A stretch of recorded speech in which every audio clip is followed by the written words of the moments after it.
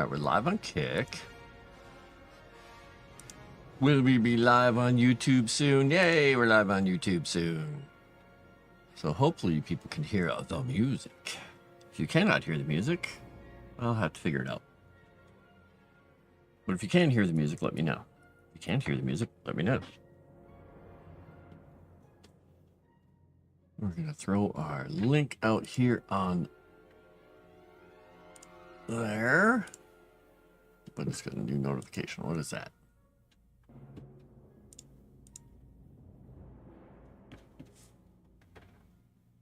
People are reposting links. Okay.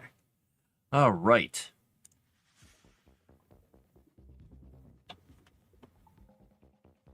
It's an interesting song choice.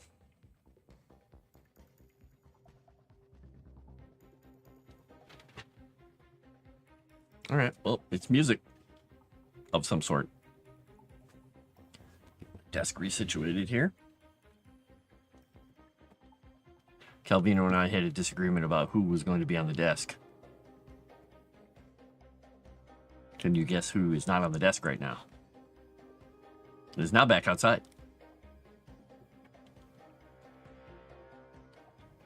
Right. Okay, we got there. So we got preparation. And we've got... Alright, so that goes on for a few pages. Then we got execution. What size do I have this? I have this at title. Okay. Well, it won't really matter once I reformat it.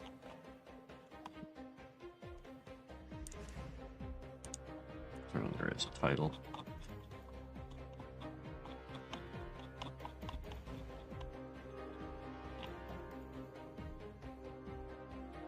I'm just getting this organized for myself in my brain here because I feel like I missed something in my outline.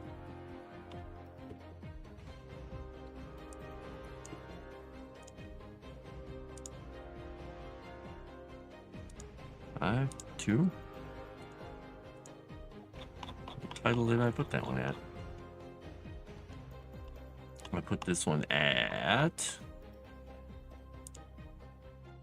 heading 2. Okay. Well, that would be why it looks different. Consistency and formatting. There we go. All right, when we get down here, so we got preparation.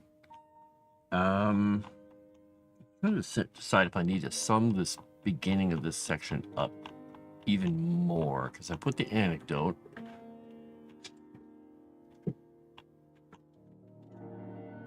And of course the cats are now being cats up there. This music is really strange.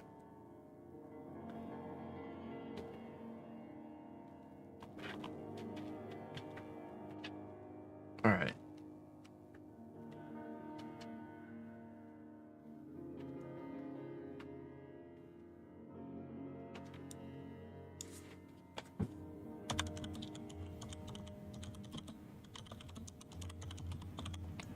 Campaign.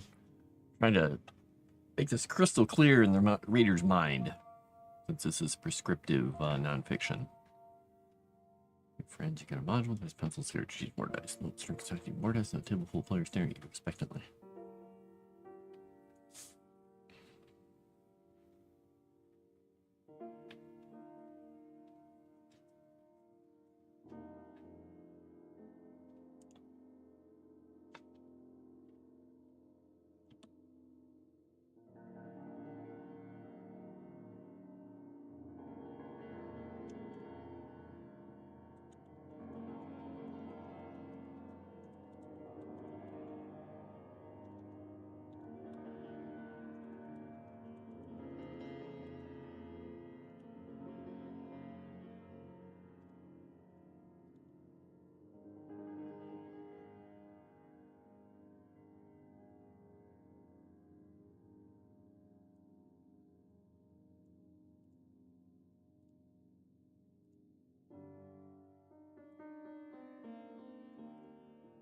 We're going to take that out of there.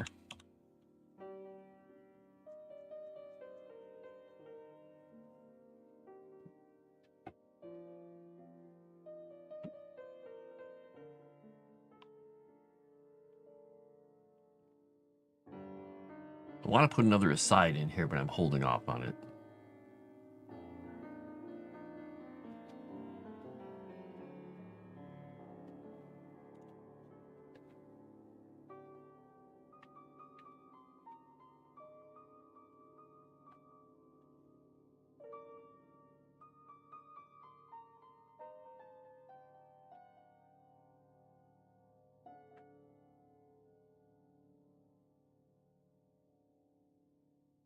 If you see a note in the text highlighted by a whimsical sketch of a fluffy, snuggling, all-around smarter than he has any right to cat, that's from Calvino, my magical friend.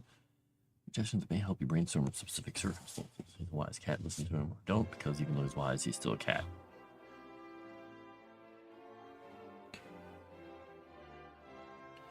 Treat and go nap in the sun.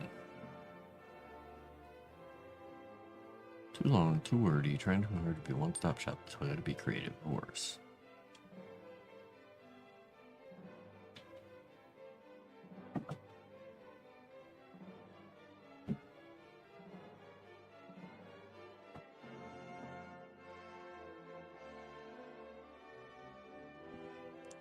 We're going to capitalize that.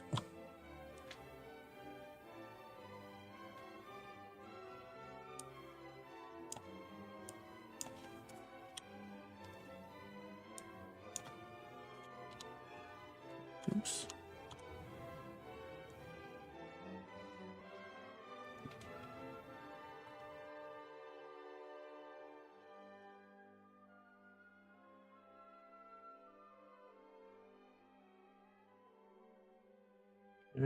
But come to the hobby during the dystopian lockdowns or somewhere in between. In any case, you need to use what I have to tell you. Need to know the basics of telling a story to your players. If you think you can learn that from a book, well, perhaps after this I'll have a different book for you. So.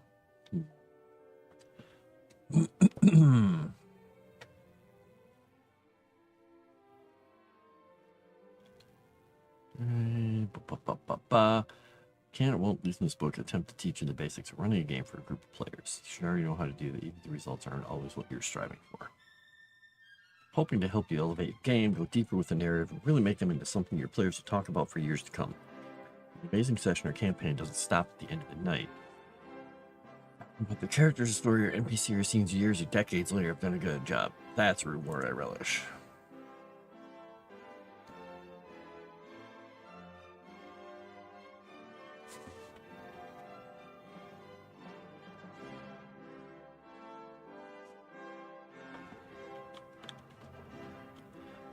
Right. Alright, I'm gonna space this down. In order to make all this knowledge more digestible, I've broken this book down into the 3 main sections. Each section will cover a major component of the process I use to make my games memorable and epic. You read them all in order, since notes in the earlier sections are referenced in the later sections if you want to jump to a particular section.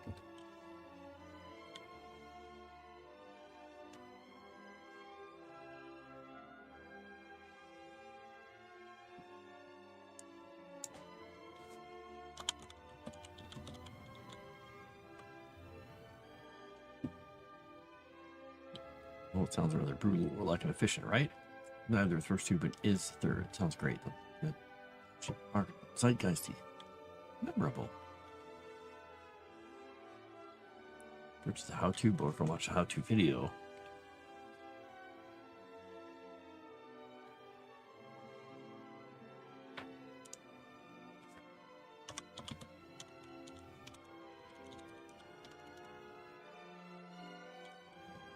Hello. Oh, I kind of would like to. Would like to, Tomix, but no. It's, I played a little more last night. And you know how in games sometimes when you're like, you've got a faction, then you got another faction, and you go into one of the faction's bases and you're like, oh, okay. And you fight and you kill a bunch of the people and you're like, man, this is going to ruin my reputation with them, I think. And then you go back out and somehow, even though you've killed everyone, somehow everybody in the world knows. This game doesn't seem to be doing that. Because I went in and rescued the lady from the prison, the protocol prison. I came out. Protocol soldiers right outside the gate in the trespassing area because I was trespassing suddenly after I helped her. I had to kill every single one of them. So I killed everybody. Got out of the place, was walking around, and then the rest of the protocol soldiers I ran into were just like, I don't know about you. Like, okay. Good. Maybe they didn't hear about it. I'm waiting to see what happens when I get back to the town and they find out, hey, our prison's empty of everything. We'll see what happens. I don't know. It's really weird. I'm not sure how you are supposed to manage all that, but whatever. Whatever. I found some new guns. I got some more, like, recipes and stuff, so. Some of the dialogue, there's no witnesses if you kill everyone. Yeah, I don't know if they even have a radio, because they were talking about radios and transmissions and this and that, and they have towers, so I don't know.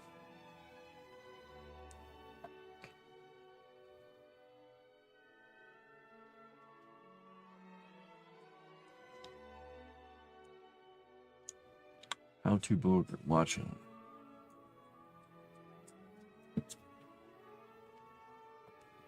You either leave it in the dungeon somewhere half right or remember nothing useful from the video beyond one minor takeaway.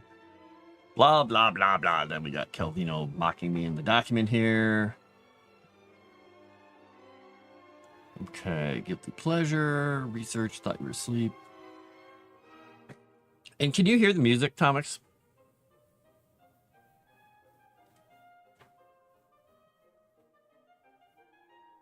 It might be too quiet. I don't know. You can't hear it? Let me see if it's,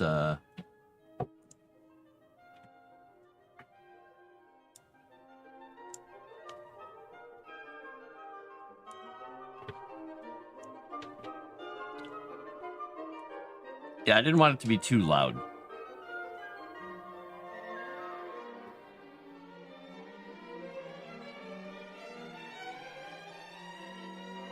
Okay. It's just some classical music.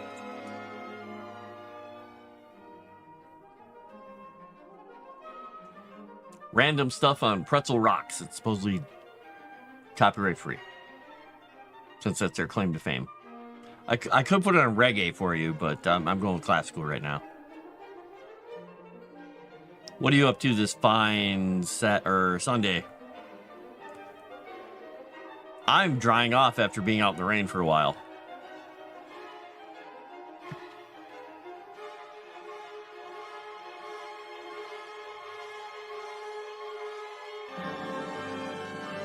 Still in bed. Nice. And I had Calvino flopped on my lap, and then I realized he had a tick on him, so I had to remove the tick, which he was annoyed about. Then he decided my nice new clean desktop was the place he wanted to be. I was like, fine, lay over there. And then he reaches out, lays down, and starts hitting my keyboard. Nope. None of that.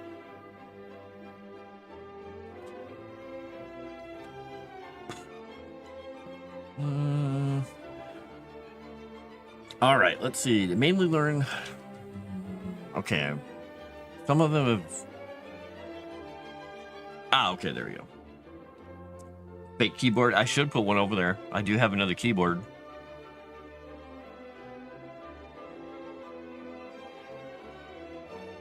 I always find it how amazing how liquid cats are.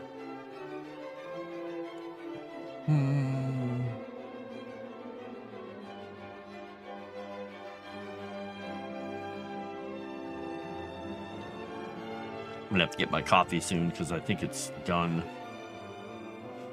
Right, in this digital age, people may not do that networking as much, and so I'm here to help you by giving this free virtual networking with a trip through my mind.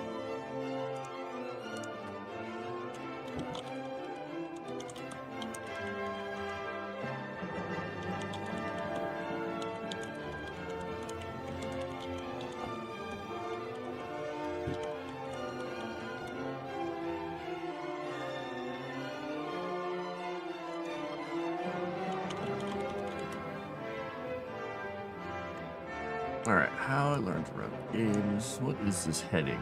It's just text.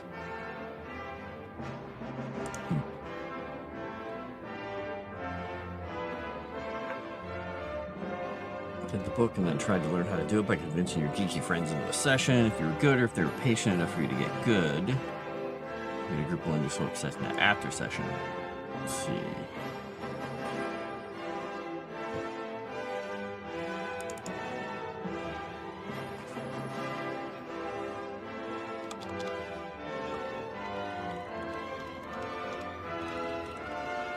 In your game. Oops. Orchestra music is glorious. It helps the writing. Good morning, Shadow Order.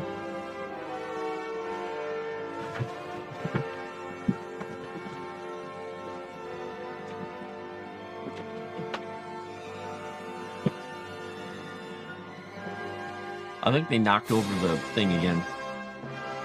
I went up there yesterday and I was microwaving something, and that plastic bowl that I got with the balls on it, Muffin was sleeping on it, and then Luna tried to hop in it with her and knocked the bowl over. They went boom, and it closed over the top of both of them. They were like, oh, because it's like a half bowl and it goes clunk. It's like a big plastic salad bowl landed on top of the two of them. They're like, no, we're trapped, and they had to frantically get out, and it weighs like 2 pounds. So they got out, but I think they just knocked it over again. Cats. They're amazing. They're liquid, but also make dumb mistakes. Dun, dun, dun, dun.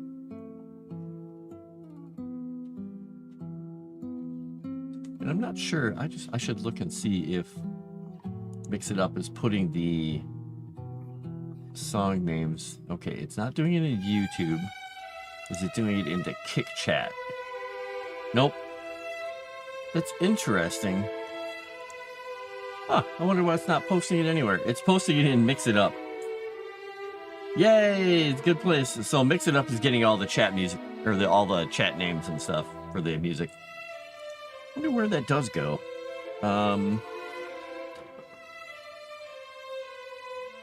Yeah, it's literally just a checkbox. Huh. I don't know what it's doing.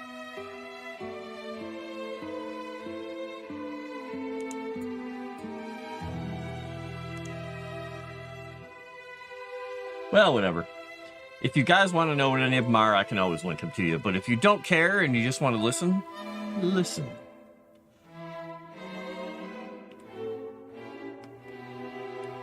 I think while you listen, I'm going to grab that coffee.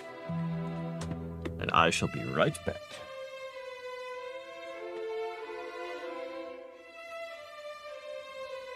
My room says the kitties.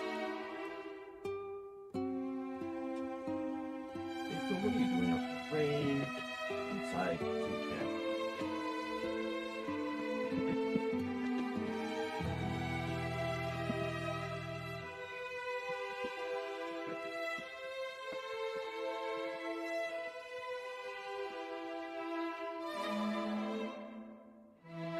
Hit my toe into something.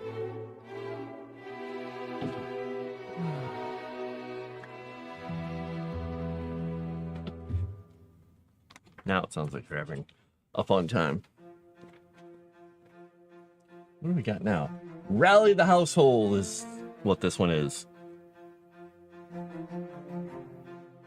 I like some good deep strings.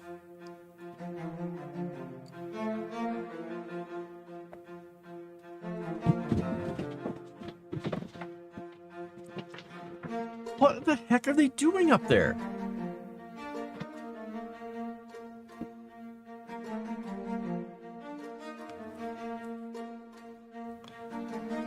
The girls have just been really obnoxious lately up there. The boys will just be sitting there, and the girls will come up to them and smack them on the nose. All right, I'm going to pause. I'm going to go see what they're doing. Actually, I'll just leave the music on for you guys. I'll be right back. I want to see what they're doing. My gosh. Every time I start the stream. Every single time.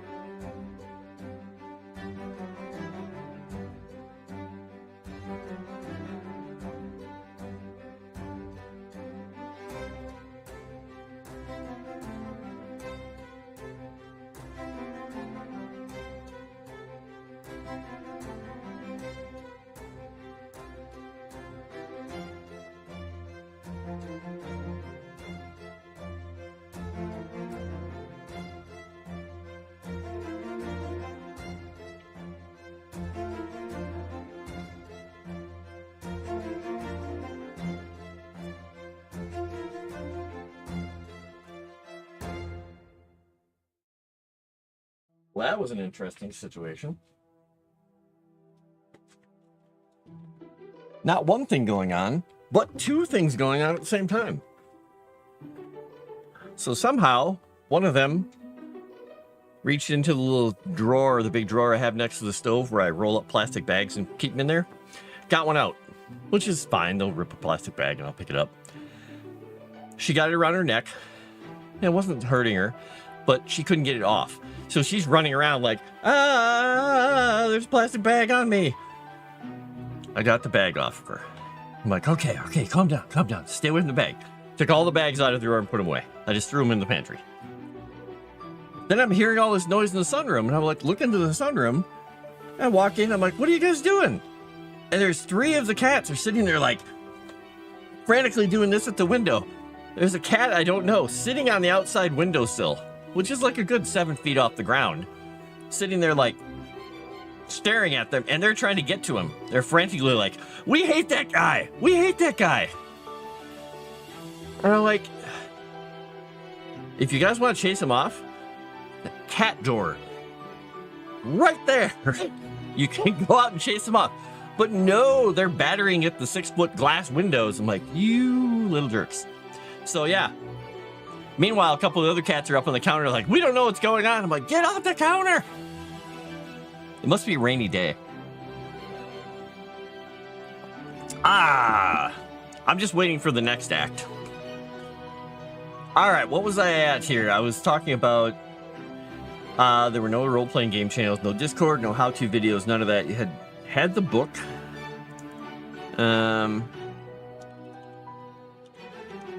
Let's say rule books. Then trying how to learn it. Learn to do it by convincing your geeky friends into playing your game. If you were good, or if they were patient enough for you to get good, then you had a group willing to showing up for session after session. Okay. Hit upon the pastime when the game conventions got big. You might get to watch people play there, or perhaps even at the student union on your college campus.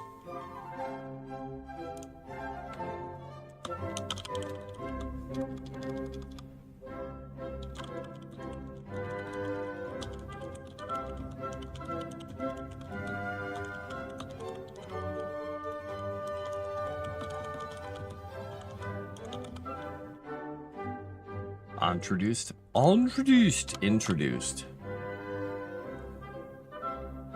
Oh, this is perfect. Shadow War music. It's very pomp and circumstance. Yes, marching into the king. Little Mozart.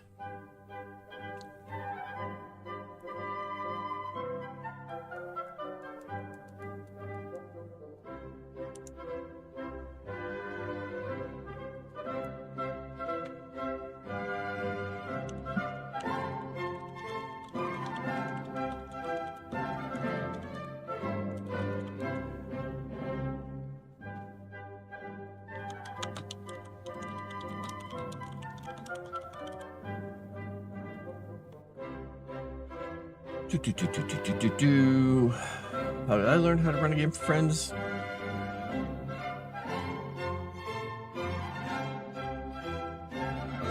Let's see, in the motel room where a family lived. Or rather, that was where I learned how to not run a game. And then Calvino cuts in and says, Ralph, I was born in a box on the porch. I win. This isn't a competition, Calvino.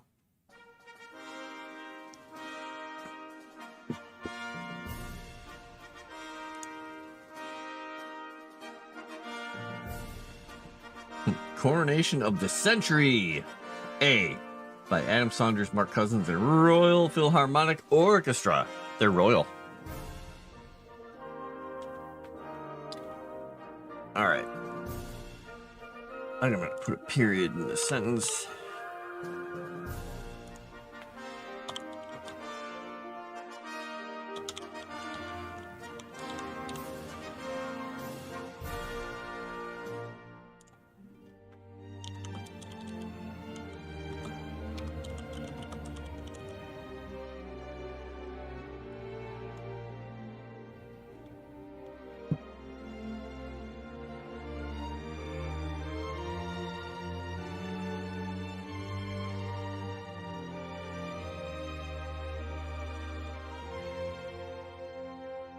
My family was third poor, so we were living in a small charge by the week dingy motel room, all 7 of us at a time.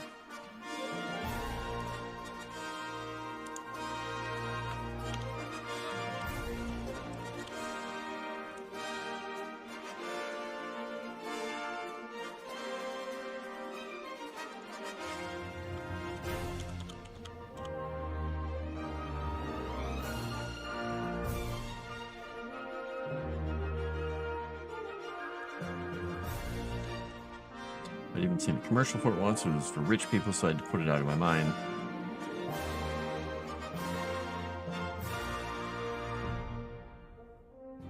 I asked my mom if I could buy it. I think I saw it and she asked me.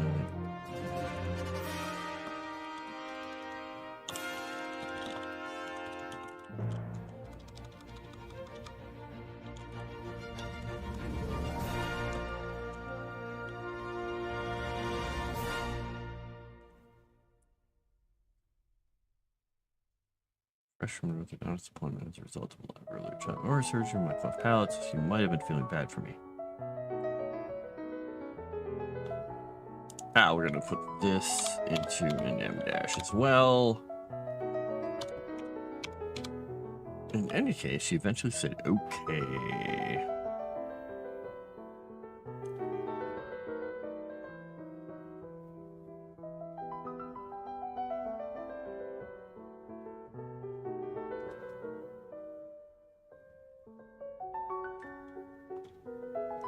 Okay, so comma. Grabbed it, held down for dear life, we checked out.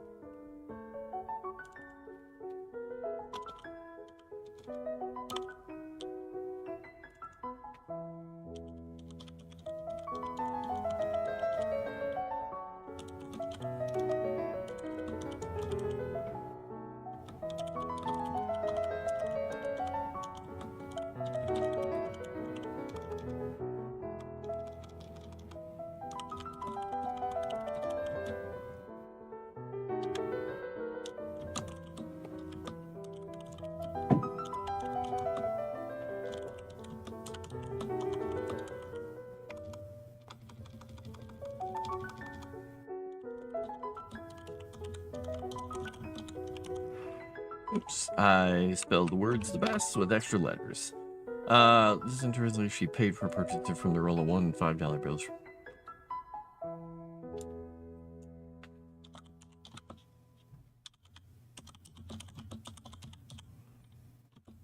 Of her waitressing tips.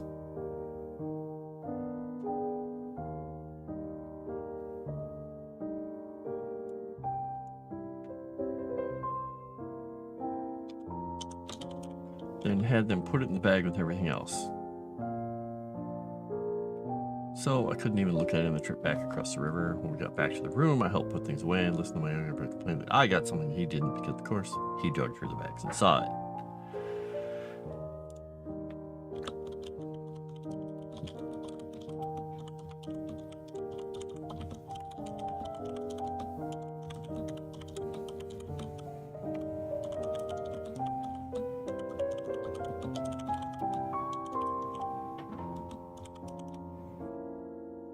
Grubby. There we go. I called my brother's hands grubby.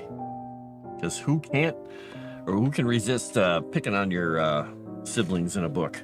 He dug through the bag and saw it. Let's see here. Boop. All right. I got something. Okay. Pulled out the books and the dice, stopped so fast and started to read. It's a smart kid, but way too eager and jumped all over the place in the book. Overwhelming, I loved it.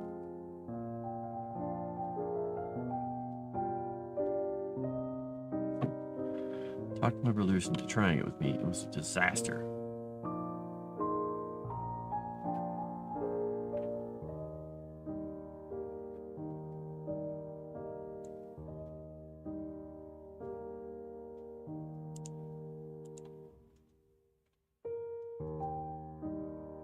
The characters fought a couple monsters. She had fun, but had no structure, no story. Nothing I was really hoping for, sadly. I had a kid in the next trailer who really wanted to play games like this, and we hit it off. He's younger, so we followed my narrative lead, and we played the basic set, got into the Blue Expert set before I found hardcover books.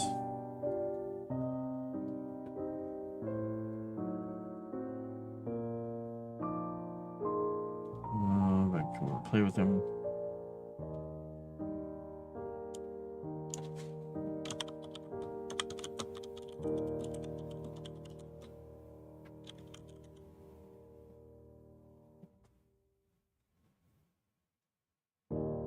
A new friend in his group invited me to come over and play with them, and I found out what it was like to have multiple personalities at a gaming table. How you doing today, by the way, Shadow Warden? Anything fun going on? Strong opinions and opposing viewpoints battling out with the randomest dice involved. Barely managed chaos, and I was hooked for life. Fast forward a month or two, and I was suddenly running most of our fantasy campaigns. I was addicted to creative narratives, crafting stories, embellishing pre-printed adventures, and making my own worlds. How did I learn to run campaigns so well that a group of kids who have been friends since childhood not only accepted me, the newcomer, but put me in the position of being their forever DM? Simple? I failed. A lot. Took notes, some mental, some on paper, learned from all those mistakes, and watched how the players took in the info I gave them. What stuck, what they remembered, how they processed it all. It's interesting to me that one player would remember the enemies, their weaknesses, armor class, etc. While another remembered the NPCs, still another fixated on the loot. I learned to improvise and adapt to their desires, instinctually using rules of improv that I didn't even know existed. I unintentionally stumbled into the idea of saying yes and rather than no. Kept things moving and deepened everyone's connection to the story I was spinning. I'm not bragging. Well, a little perhaps, but I'm proud of this. I'm gonna get rid of that, make it a contraction. Skills served me well for the last 40 plus years of DM and player.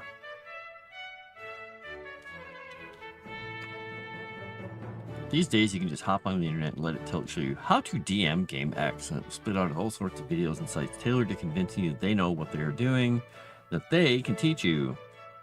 AI can even try to tell you how to do it, compiling notes from said internet sites, but it can be hard to find the secret you're craving from any of these sources.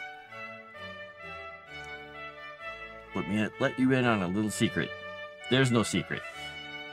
Just like noodle soup, there's no secret ingredient.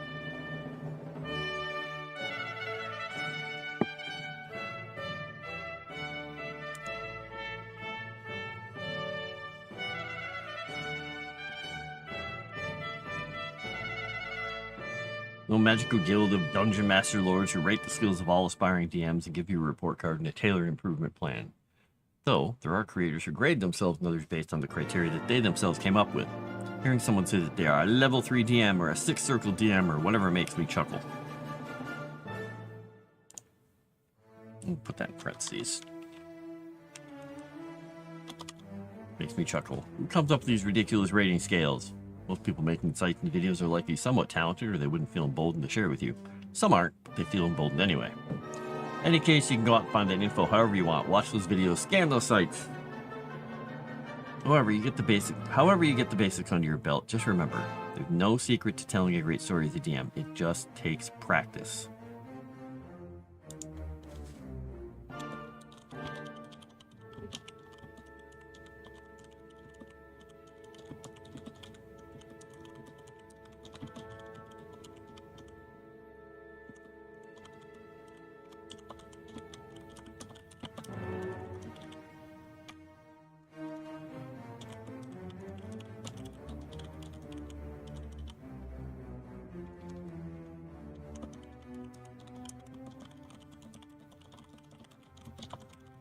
Okay, I'm really getting used to this keyboard, and I gotta say, I actually kind of am really liking it.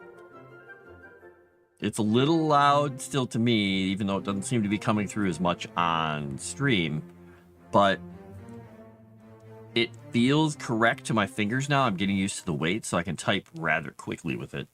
I still make a lot of little mistakes here because I accidentally brush another key and you only have to touch them lightly to type, but it's still a good keyboard. I'm gonna have to try out the new mouse soon. No secret to telling a great story as a DM, it just takes practice. Some people are naturally adept at it, some have to work hard, but like drawing and writing, practice enough and you can get there.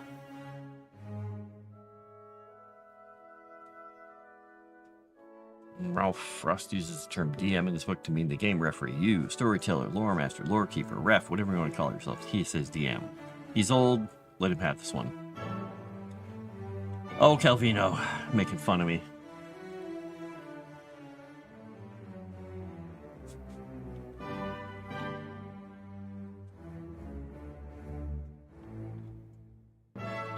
So many storytellers fall in the trap.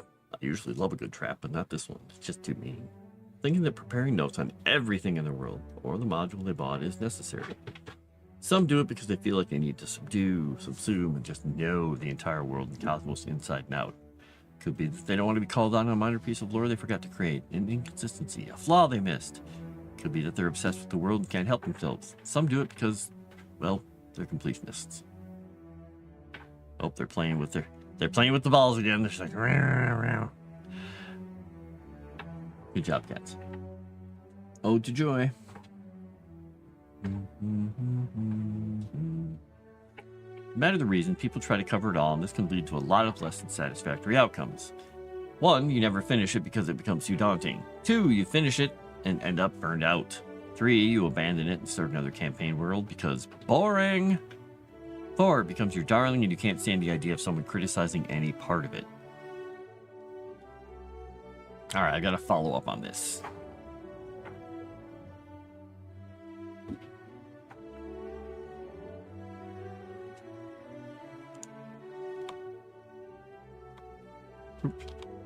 Why is this?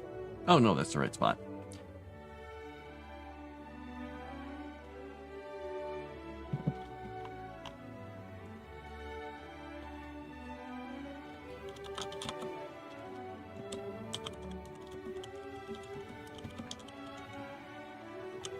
Oops.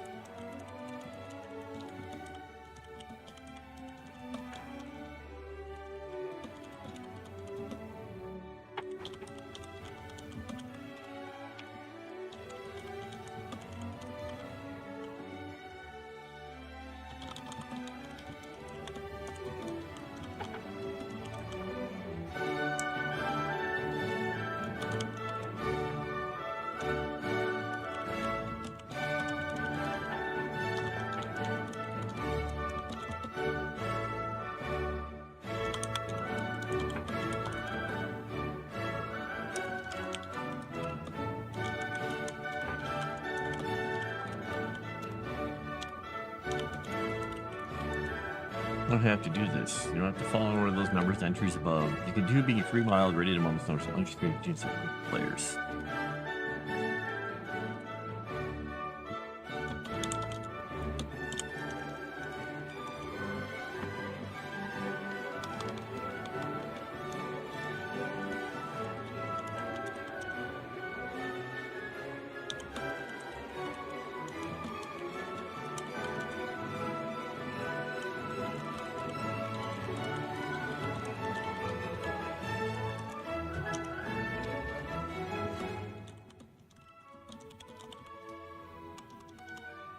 I gotta look up a quote here.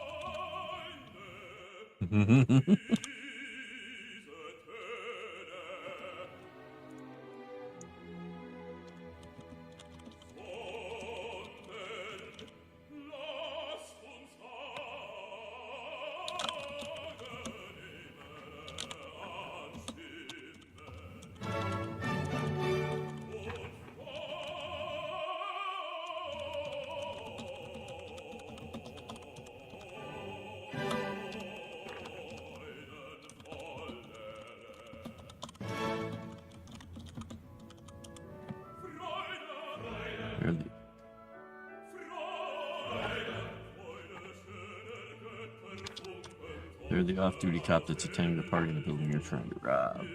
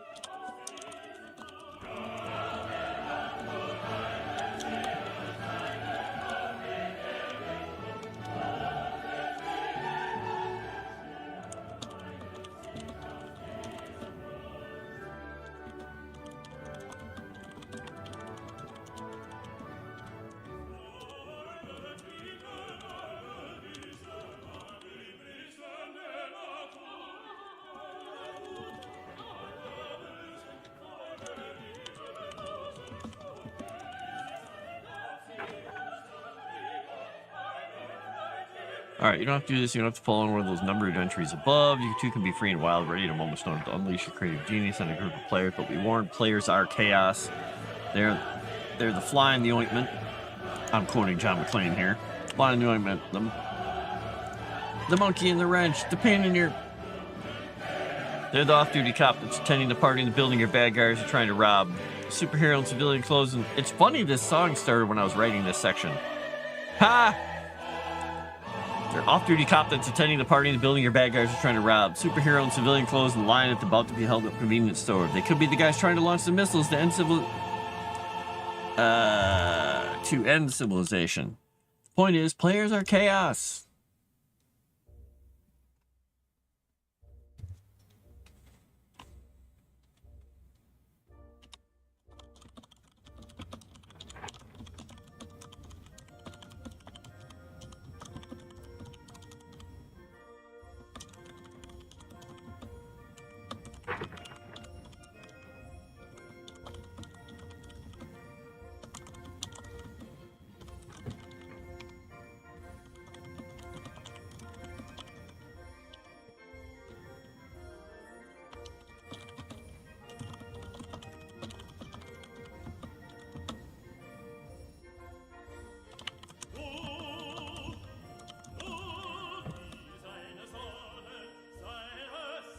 What would be the opposite of fun?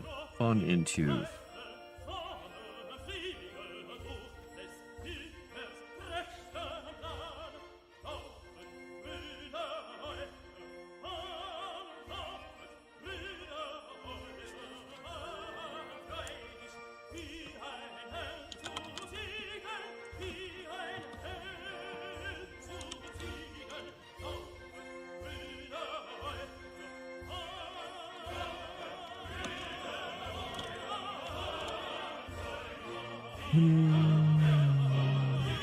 Maybe gloom?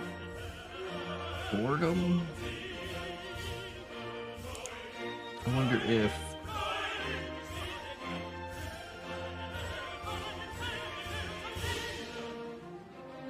Flatness. No, that doesn't work.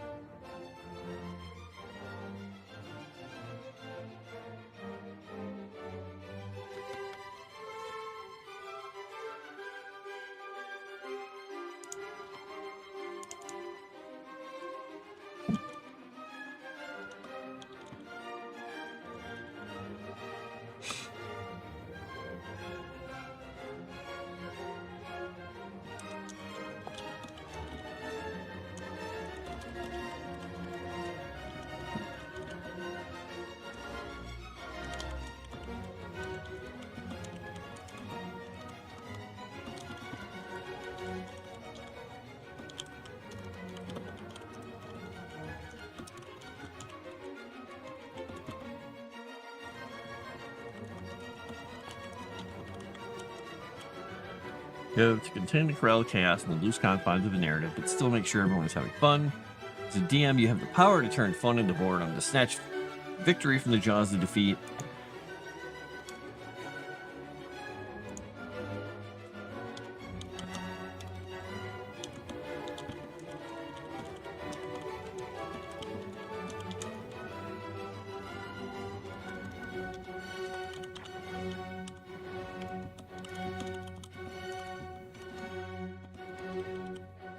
Course of the session. Let's say session.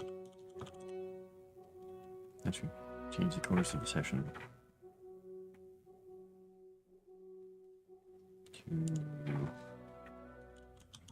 Let's say quickly change the course of the session. You can turn a story around in a heartbeat for paying close attention to story's reactions.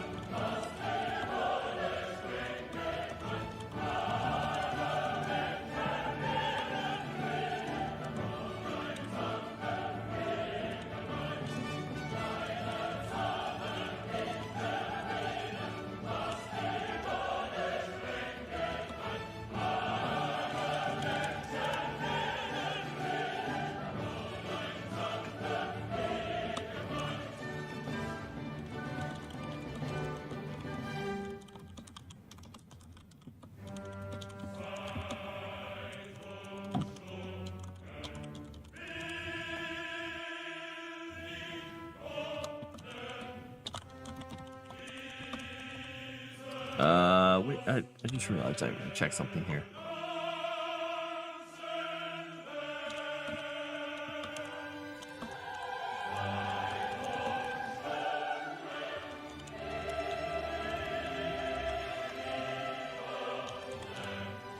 All right, so I'm going to reread this section because I'm trying to expand the beginning and make sure it's really clear to people why I'm talking about preparation and then go into the specifics. And everybody got quiet, but that's fine. You guys be quiet. You guys be quiet. Calm down out there, chat. Jeez. Bad as my cats. I probably put you guys back to sleep with my voice. I'm good at that, especially on a rainy day. All right, so many storytellers fall into the trap. I usually love a good trap, but not this one. Just too mean. Thinking and preparing. They're preparing notes on everything in their world or the module they bought as necessary. Some do it because they feel like they need to subsume, and just know the entire world and cosmos inside and out. Could be that they don't want to be called out on a minor piece of lore they forgot to create or an inconsistency, a flaw they missed. Could be that they're obsessed with the world and can't help themselves. Some do it because, well, they're completionists. No matter the reason, people try to cover it all, and this can lead to a lot of less than satisfactory outcomes. You never finish it because it becomes too daunting, 1. 2, you finish it and end up burned out. 3, abandon it and start another campaign world because boring. 4, making myself yawn. It becomes your darling, and you can't stand the idea of someone criticizing any part of it. You don't have to do this. You don't have to fall into one of those numbered entries above. You too can be free and wild, ready at a moment's notice to unleash your creative genius on a group of players. But be warned, players are chaos. They're the fly in the ointment, the monkey in the wrench, the pain in your... They're the off-duty cop that's attending the party in the building your bad guys are trying to rob. The superhero in civilian clothes in the line of the about-to-be-held-up convenience store. They could be the guys trying to launch some missiles to end civilization. The point is, players are chaos. You have to contain and corral the chaos in the loose confines of the narrative, but still make sure everyone is having fun. As DM, you have the power to turn fun into boredom, snatch victory from the jaws of defeat, to quickly change the course of a session for good or ill. You can turn a story around in a heartbeat if you're paying close attention to your players' reactions, and that's a stressful job to sign up for. Yeah. I'm going to help you realize that managing all this only requires 1 or 2 tools or rules. Everything else should fall in line if you follow them. To that end,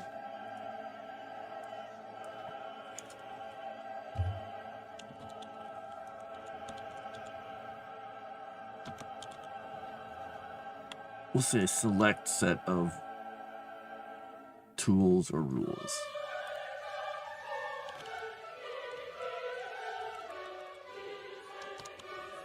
Everything else should fall in line if you follow them. All right.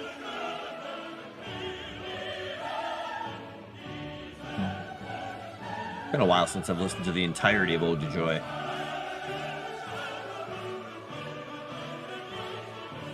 The Thing. Imagine the horror of your players doing The Thing. You know the one. They wander into a village, walk up to the cabbage seller to ask her questions and want to know her name. Cover that later in execution. Yes, you read it right. Lydia the cabbage seller doesn't need a name in your prep notes. You don't even have to have no. There is a cabbage seller. Whether their brother died last spring fighting off the goblins and attacked the fishing docks, or that her father wants her to get married to the baker's son, but she's actually interested in Cedric, the young guardsman that hangs around the cabbage stand too much for her mother Gwendolyn's taste, or that Sigurd, you know him, the shady character who hangs out near the docks and meets strange traders, like stranger traders. On both past curfew, is secretly in love with Lydia as well, but can't profess his love because he's afraid his past might catch up with her and put her in harm's way. Alright, we're gonna unhighlight that. No color? Okay.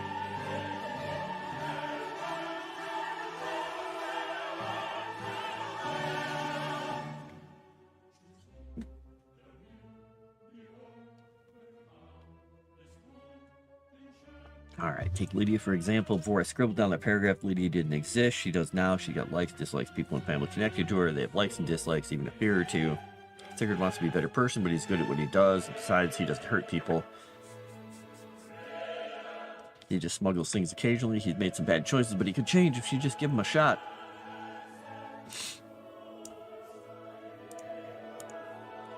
You want your players invested in the world, NPCs in their lives. Play them up, have them interact with the characters, and they'll soon start taking on their own notes. They'll start seeking out familiar. The familiar, when they get to visit town, they would like to visit Lydia, the girl who sells cabbages near the tomb. Okay.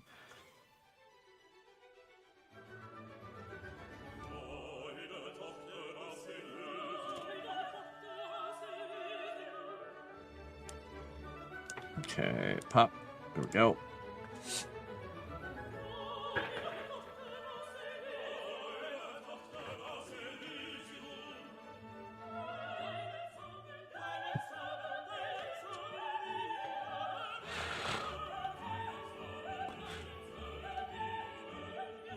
Okay, come up with a handful of critical NPCs, go with a handful of secondary NPCs, come up with locations for the campaign's main story points, locations for any of the campaign's interstitial points.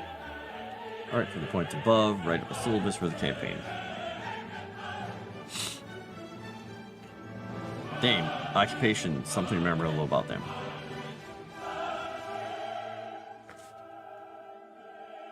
What about their stats, weaponry, lineage, motivations?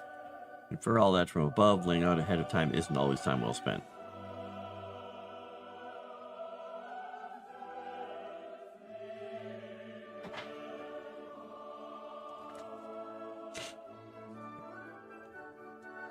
Where do you get these names from? Okay.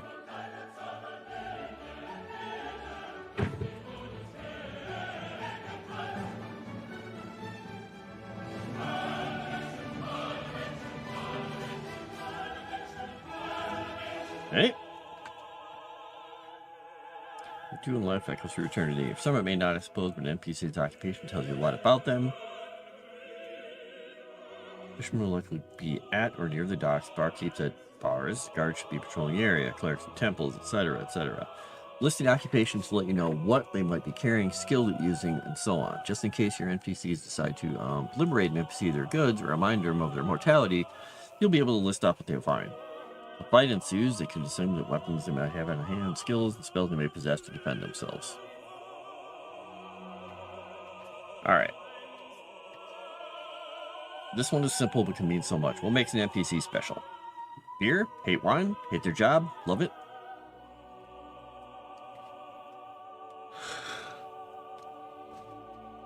Funny, so now I've started drinking coffee. I'm yawning.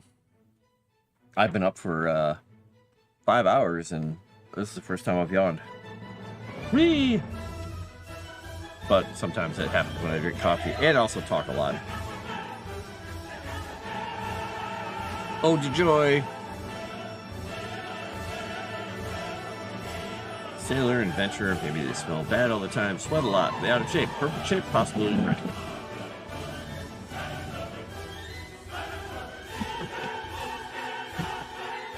I really wish they'd go out and just chase that cat away if they're gonna do it. Dorks. You know, I should make sure that I'm still flat here. My face didn't move. Oh, my YouTube tab crashed. Oh, goody. Good job, YouTube tab. Tab. There we go. All right, it's back.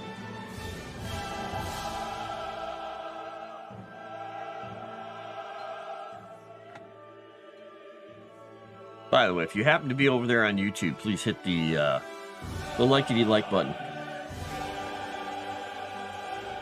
Oh, please. And if you're not, don't worry about it. I've gotten a lot of people coming over to find me on YouTube. I have over 50 people subscribed now, so it's doubled in the last little while, so that's good. I only need like 450 more of your close friends to come over and get onto my channel for me.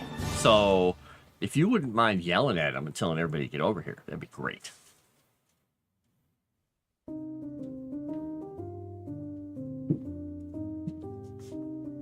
Oh, this reminds me. I should do this. Quickity.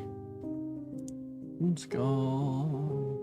I keep forgetting to put my notes, or that I'm actually playing and doing stuff online in here. Go.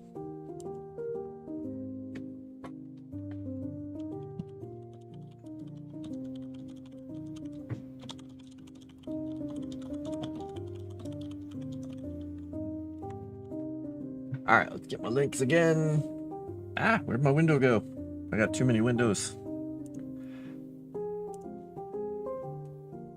I'm gonna grab this. I'm gonna come over here. Hit the tab so I don't accidentally yell my name out loud. So I don't hear myself talking is what I meant to say. We're gonna mute that. Back up to here.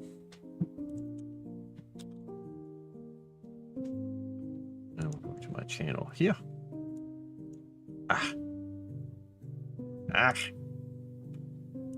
Sound like my grandma, great aunt. I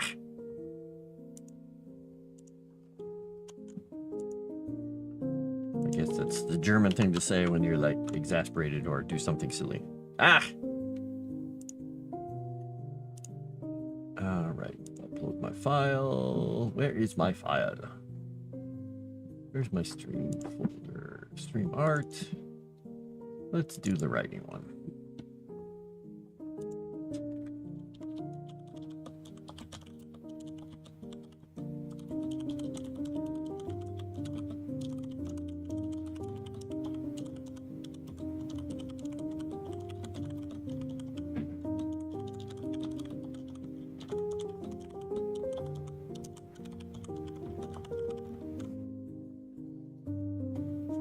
I typed listen with an extra O. People are getting extra letters from me. Nice.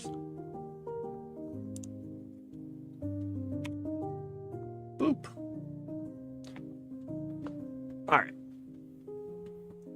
Now I can go back to writing. What are we listening to now? Instant Stupendous by Papa Tugri. Okay. All right. Memorable thing is best when it's something the PCs can learn from casual interaction, but can also be something that you hint at. Like they notice that one guard is distracted. He's always staring out over the wall when they come up through the gate. Is he looking for the ocean, longing to sail? Is his love working at the docks? Up to you to decide, and for players to bother investigating. This also comes in handy when a character decides to read their mind. If you want to head off a weird tangent, just have the fisherman thinking about fish and little else. Have the guard counting the minutes till shift ends, mundane details that should make the character want to move on. Surface thoughts can also be used to hook players into side stories. Don't ignore the easy pull of a juicy morsel of information flitting through the mind of an NPC.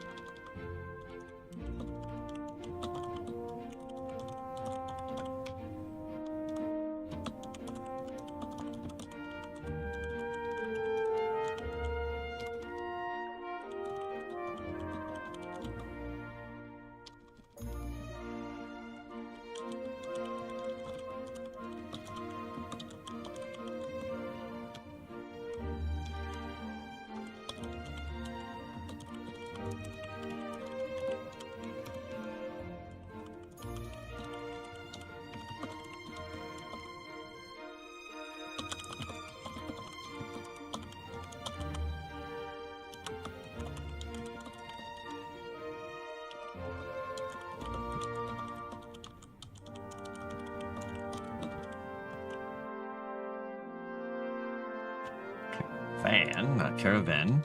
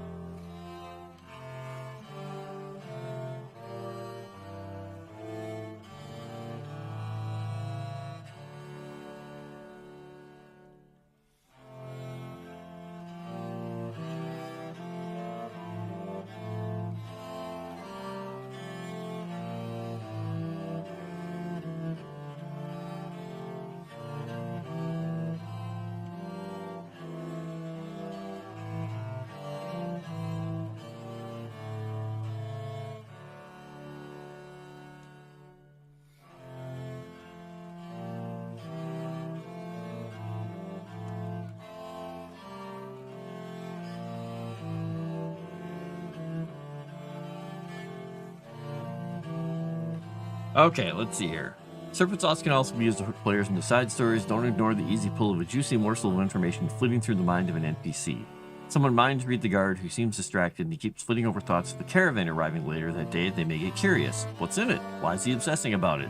They dive into the mind of the woman selling bread. She's thinking about the dry well in town over and over. Concern in her mind about such an oddly specific thing might prod them into investigating. Could be that she just wishes it were full so she didn't have so far to go hauling water each day. Or that she tossed her life savings down there to hide it. Or that she tossed her brother down there so she'd get the inheritance. The possibilities are endless.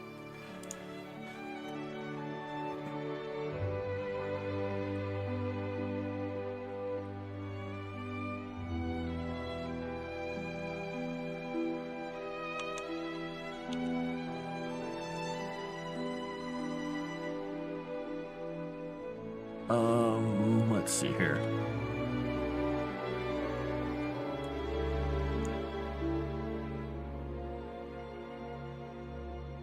Does it?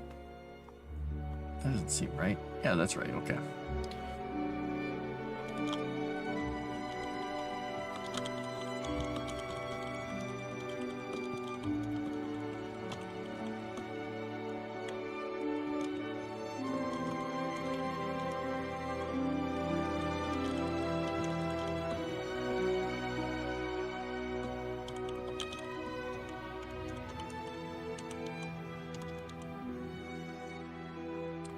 I forgot an S there.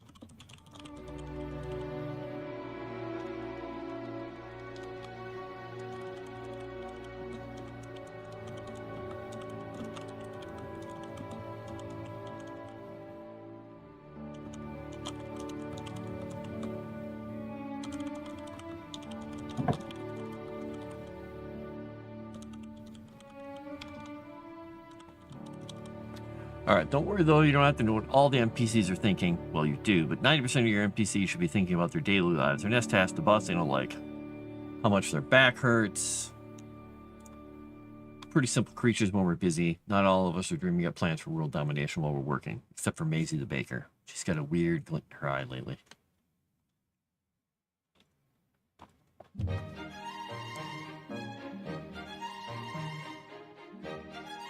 Locations. Everything in the campaign has to happen somewhere, and you get to choose the locations most of the time. I'll explain this in a bit. To that end, you'll need to come up with a list of the main and secondary locations for all the events of the adventure campaign to take place in. If you're making a homebrew campaign, this will be more work than if you bought a module. Don't despair, though, you can do it. Oops. I'm guessing everybody's still asleep this morning.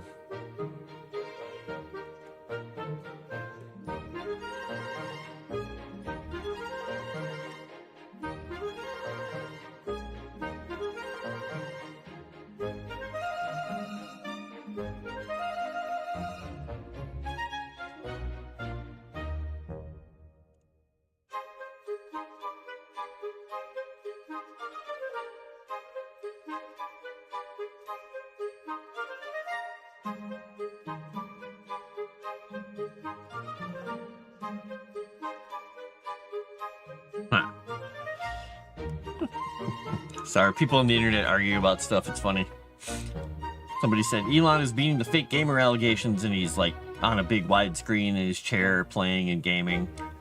And Jeremy said, I love Elon, but gaming on a screen that big is a major red flag. And I'm like, I'm looking at my almost 50-inch wide, ultra wide monitor right now. Red flag, huh?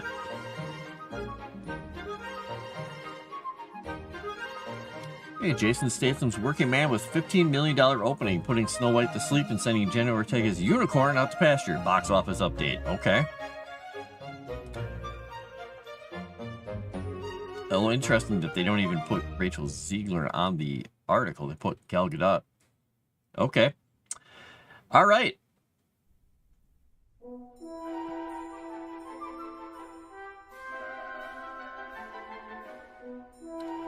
All right.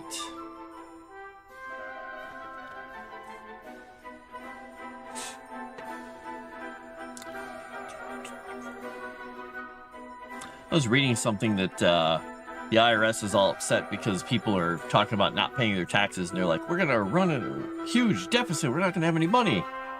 Like, okay.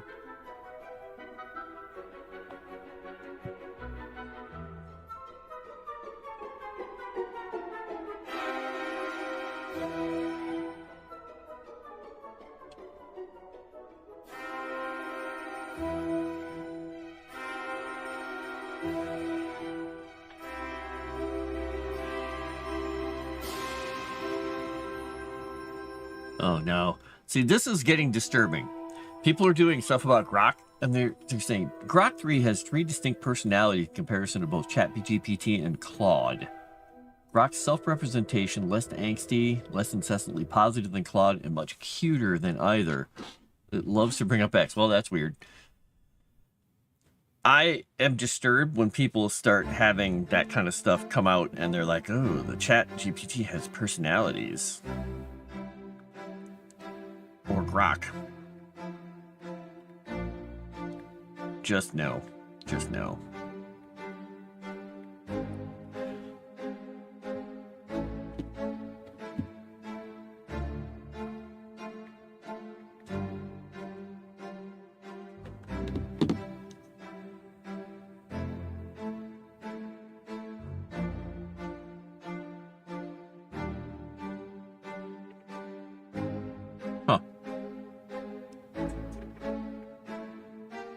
Let's see here.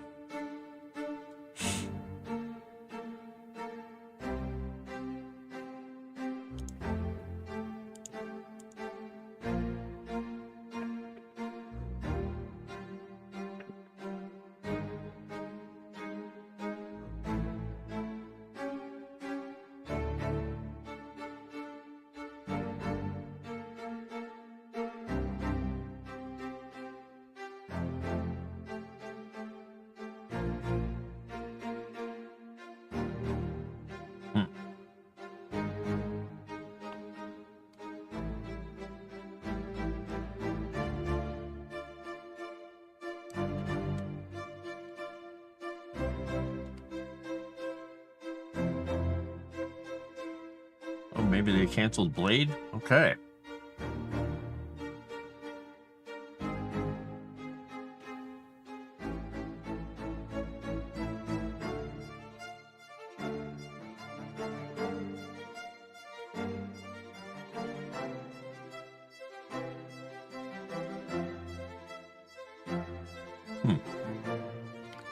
Eric Gillette says his orders are up 42% year to date compared to last year.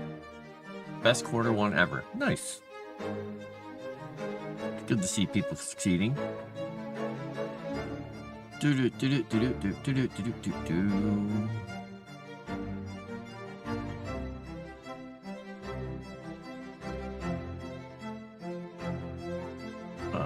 Okay.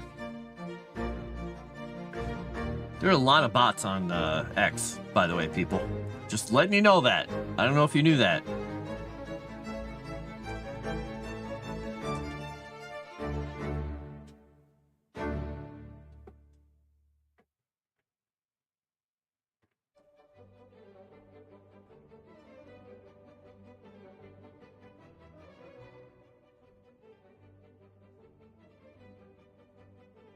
People are stupid.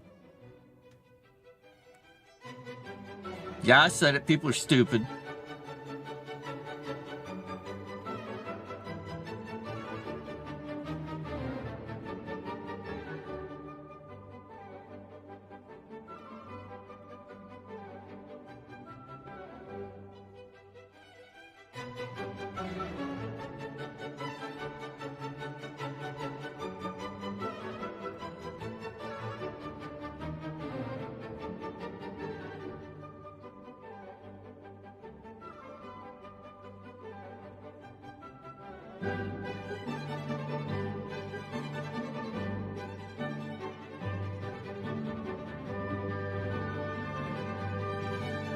All right.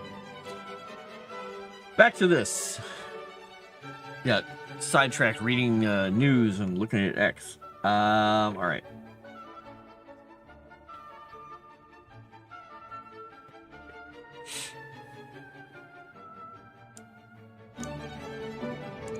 All right. Everything in the temple or everything in the campaign has to happen somewhere, and you get to choose a location most of the time. I'll explain this in a bit. Then you need to come up with a list of the main and secondary locations for all the events of the adventure campaign to take place in. If you're making a homebrew campaign, it will be more work than you bought a module. Don't despair, though. You can do it. I'd like to make the list of the main areas that I know the players will need to visit to hit the major plot points, and then add to that list any interstitial, possibly optional location they may visit. At the very end of that list, add a bunch more generic.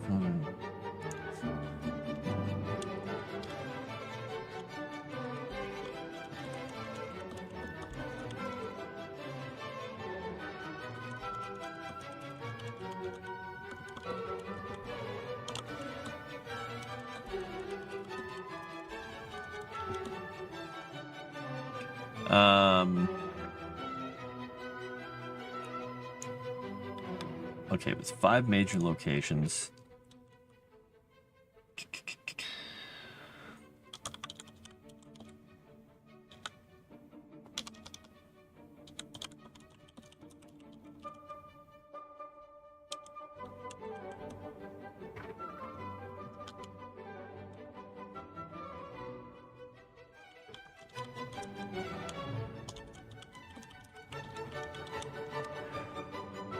One campaign I ran at 5 major locations, 12 interstitial locations, and 39 generic useful locations. So it's a lot of stuff to come up with. I mean, there's Temple of whoever, main city map, dungeon 1, 2, 3, main villain's lair, hub, tavern, flare base, healer's hut. To that I made some interstitial locations: haunted fort, graveyard, small village, 1 or 2, wizard's tower.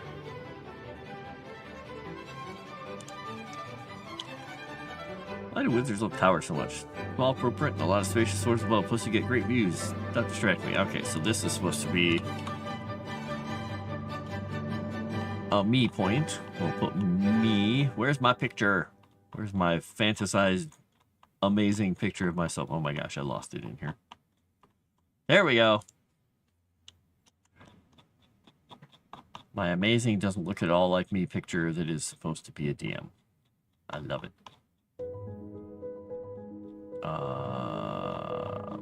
Where did I move it? 2. Oh, there it is.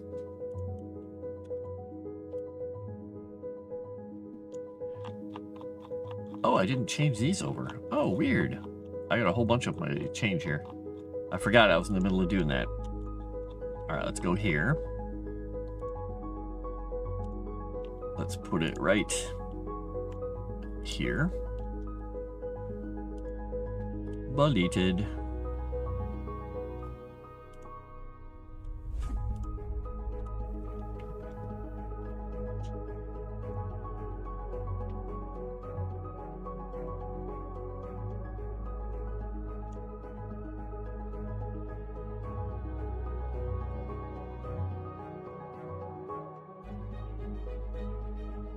I like how every time I paste anything in here, it's like, you want to use Copilot? Like, no, I don't want to use Copilot. You want to use Copilot with that? No. You want to paste it in with Copilot? No. Are you sure you don't want to use Copilot? Yes. Stupid, stupid thing.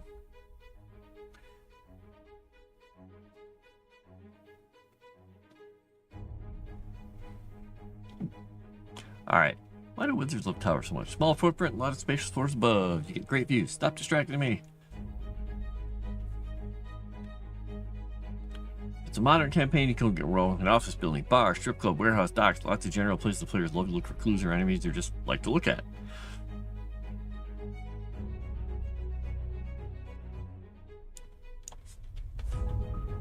Bar. Let's go with cemetery. Bar, strip club. Why did I capitalize all these? What was I thinking?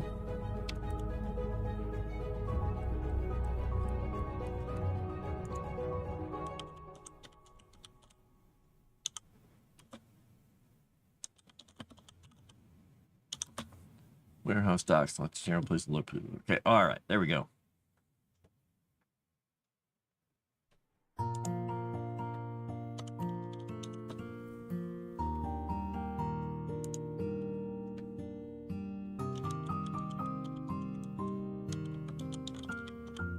Convenience store, library. Hello, history eraser button. This is my prescriptive nonfiction. This is my how to be a better storyteller as a DM book. So this is my project I'm working on when I'm not writing my novels and when I'm not working on Legend Seeker. I'm working on this to do, because I want to put something out on Kindle Direct and see how the process goes. So I'm writing this. And listening to classical music. I don't know if I like this song very much, but I'm leaving it on.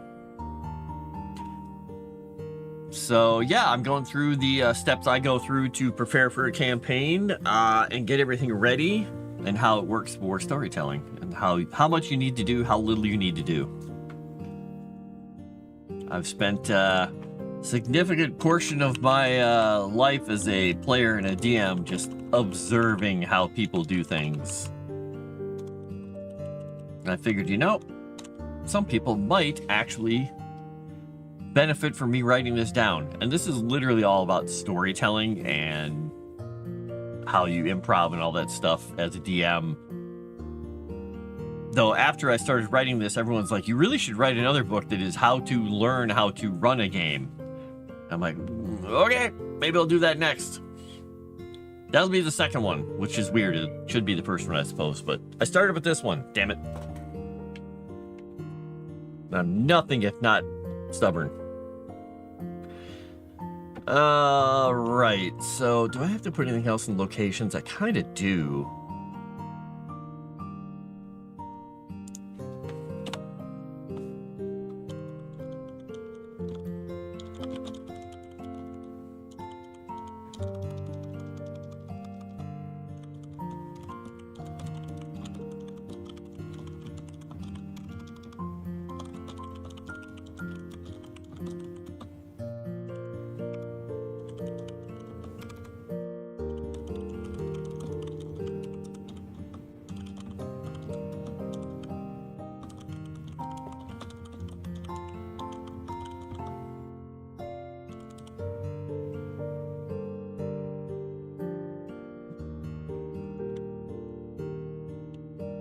Interact with or find a way to engage with it.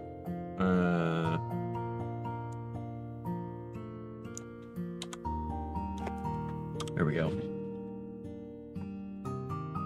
I will finish it and read today, or share today. Yes! You have all the patience of a cat who caught the whiff of tuna. Well, the fun thing about this is, if you can see in the pictures here, I'm having fun with the book because how-to books are so dry, and I hate 90% of them. Then they're like hundreds of pages long, and like people are like, oh my gosh, it's a book that tells you how to do everything in D&D or Cthulhu or something, and it's 400 pages. And nobody finishes the books, and if they do finish the book, they remember one thing, or two, or five. Or they watch videos and they learn one thing out of a whole video. I'm trying to write this in a somewhat amusing fashion, so it will be kind of memorable, it'll be kind of fun, but also breaking it into bullet points. And it's going to be a short book. It's going to be maybe 80 to 100 pages at the most in a 6x9 format. So it's supposed to be a small splat book, something you can pick up and be like, oh yeah, that's that cool story, or that's that cool anecdote, or that's that cool thing, rather than making it this enormous tome. So it's taken me a while to write it, only because I'm doing so much other stuff. But I'm having Calvino yell back and forth at me here in this. So he has little asides, he gives little bits and pieces, he makes little quips. But sometimes they're useful, sometimes they're just jokes. I'm just having fun with it. It's entertaining. And I was just reading X as well about all the crazy stuff that people do in the internet and the world. It's crazy. People are weird. But that's not surprising, because it's the internet.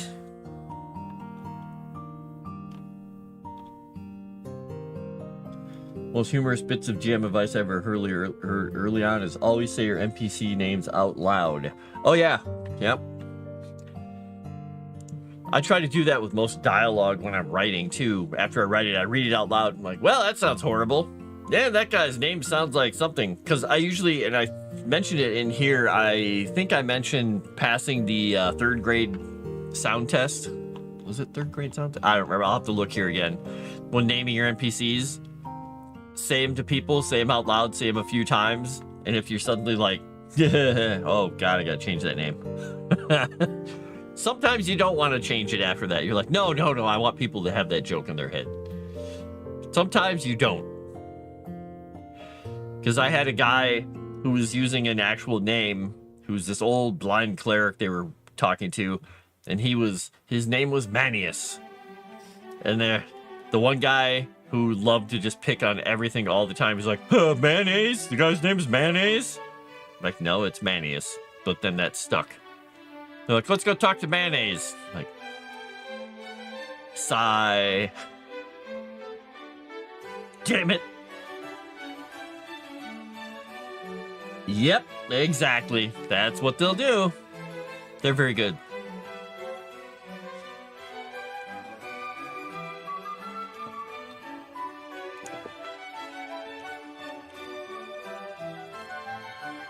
Oops.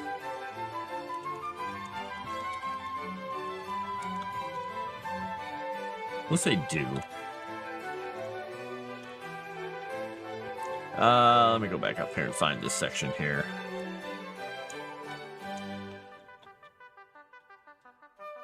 That's a weird sound.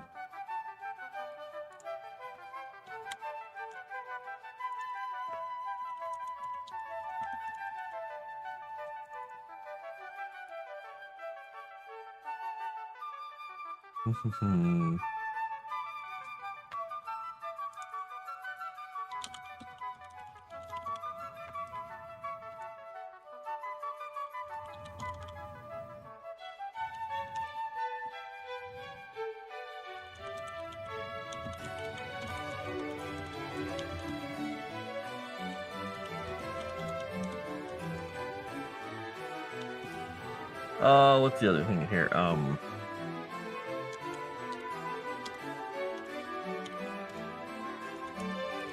Well guarded.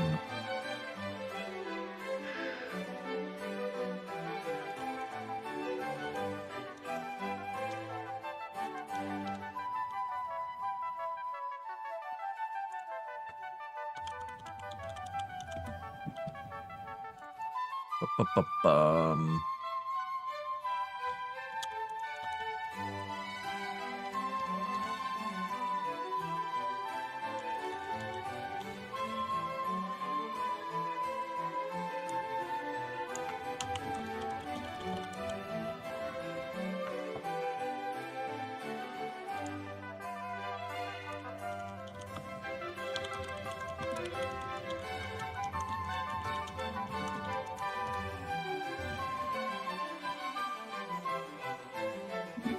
Of course, they will also just give their nicknames like Lady Stupid Pants or Scumbaguga. Yeah, not because it means they're memorable. Yeah, and occasionally I've have people who just fall in love with an NPC for no apparent reason, and I cover that whole thing in here, and I love that. And then I asked people later, I was like, well, why did you like that NPC so much? Oh, this is a feature. And I'm like, okay, I'm noting that down because knowing how to manipulate people into liking an NPC, even if it only works like 30% of the time, is a good thing to know. Like, oh, this person's a sucker for the helpless whatever. This person is always going to hit on the barkeep if it's a girl. This person is always going to do this. You're like, okay, well, we don't want to have a tangent with the barkeep. This time it's a one-eyed orc dude who's got snot running down into his beard. They're just like, nope. But then people will surprise you. And they'll say, you know, Snotgurgle is the best barkeep ever. I love that guy. There's something special about his beard. I don't know what it is. Drip, drip, drip. And people are weird. People are weird.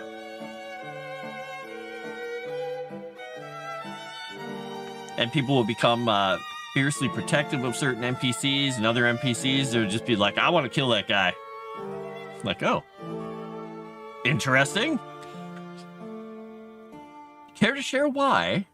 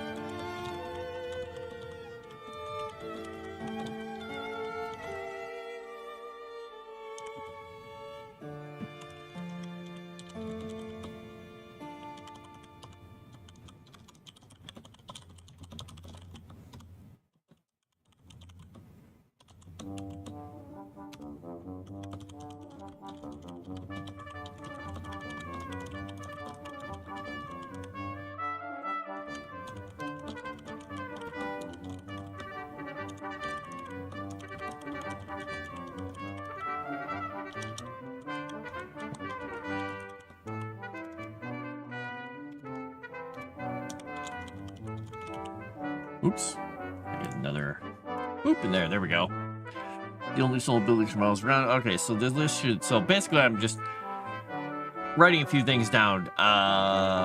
Everything in the campaign has to happen somewhere, and you get to choose those locations most of the time. I'll explain this in a bit. To that end, you'll come up with a list of the main and secondary locations for all the events of the adventure campaign to take place in. If you're making a homebrew campaign, this will be more work than if you bought a module. Don't despair, though, you can do it. I like to make a list of the main areas that I know players will need to visit to hit the major plot points, and then add to that list any interstitial, possibly optional locations that they visit. At the very end of the list, I add a bunch more generic and possibly useful locations that I may need just in case the players go off on a tangent. And I do mean a bunch. One campaign I ran had 5 major locations, 12 interstitial locations, and 39 generic and useful locations. As an example, I may list the Temple of Whoever, main city map, dungeon 1, 2, 3, main villain's lair, hub, tavern, player base, etc., healer's hut. Then I may add some interstitial locations, haunted fort, graveyard, small village, 1 or 2, wizard's tower. Finally, add some locations I may never go to, but well, they might, depending on the campaign setting. A farm, an orchard, an old mine, ruins. If it's a modern campaign, you can't go wrong with an office building, park, cemetery, bar, strip club, convenience store, library, city hall, warehouse, docks, etc. Lots of general places the players love to look for clues or enemies, or just like to look at. Alright, and then often I try to note a few things about the location that may help players find a way to engage with it, just like I do with the NPCs. Location name, occupants, guards, hidden monsters, traps, features, rundown, isolated, abandoned, dimly lit, new, well-guarded, locked, etc. Thematic elements can tie locations together and make them stand out. Amongst the rundown houses, the villages, and older towers not falling to ruin. Alright, so...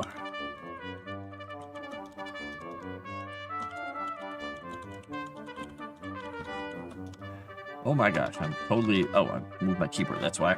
There we go.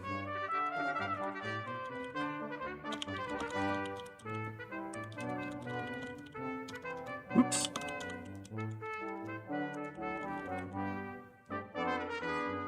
Yeah, or a destination you can't get them to visit. Yep. Yep. Nobody wants to go to Dugan's Hall unless you force them to. Bah.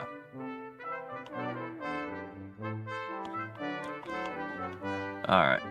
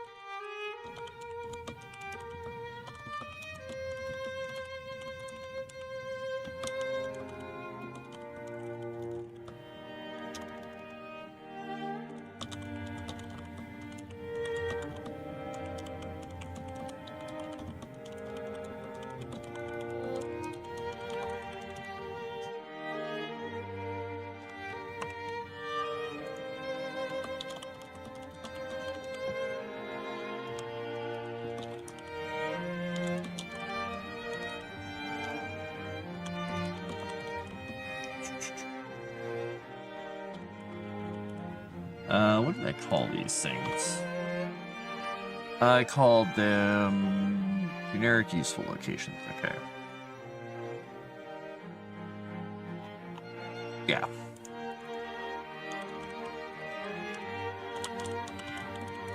So what are you up to this morning, History or Button?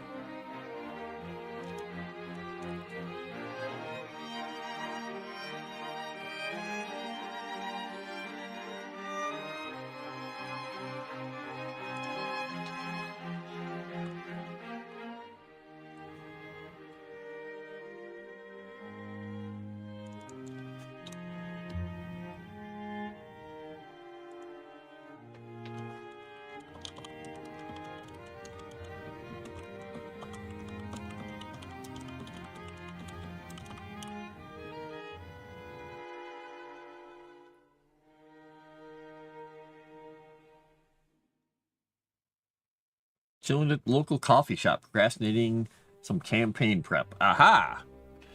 Hey, I'm writing about campaign prep, so perfect. While drinking coffee, but I'm having home coffee. Home coffee!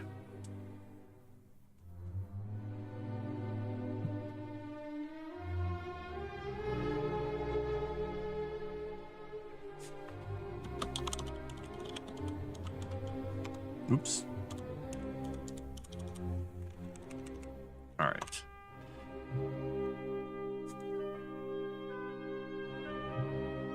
So many things you now need to find. This just became on-topic research. Yeah, so the big thing I'm putting into this book is that, and I'll go back up to the beginning here, is it's a point of contention for some DMs. Because for me, preparation for a campaign, I mean, it's different if you buy a campaign or if you make it. Sometimes it's more work, sometimes it's less. But I do the minimum. Because it's so much improv. Depending on if you're in person or not, it can be a little more work.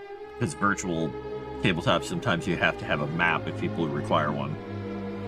So it's a little more work. But, yeah. So I'm not going to read the entire thing here, but some people fall in that trap of trying to take notes on everything in the world. And some people try to cover everything, and so it becomes like, 1, you never finish it because it becomes too daunting. 2, you finish it and end up burned out. 3, you abandon it and start another campaign world because boring. In 4, it becomes your darling, and you can't stand the idea of someone criticizing any part of it, so you hide it away and you never show anyone because you're like, it's perfect, it's beautiful, I don't want anybody to hurt it. And you don't have to do any of that. You don't have to fall under one of those numbered entries. You can be free and wild because players are chaos. And for me, when I make an NPC or a campaign, I come up with a handful of critical NPCs, a handful of secondary NPCs, the locations for the interstitial points, find art, create art, however I do it, and write up a syllabus.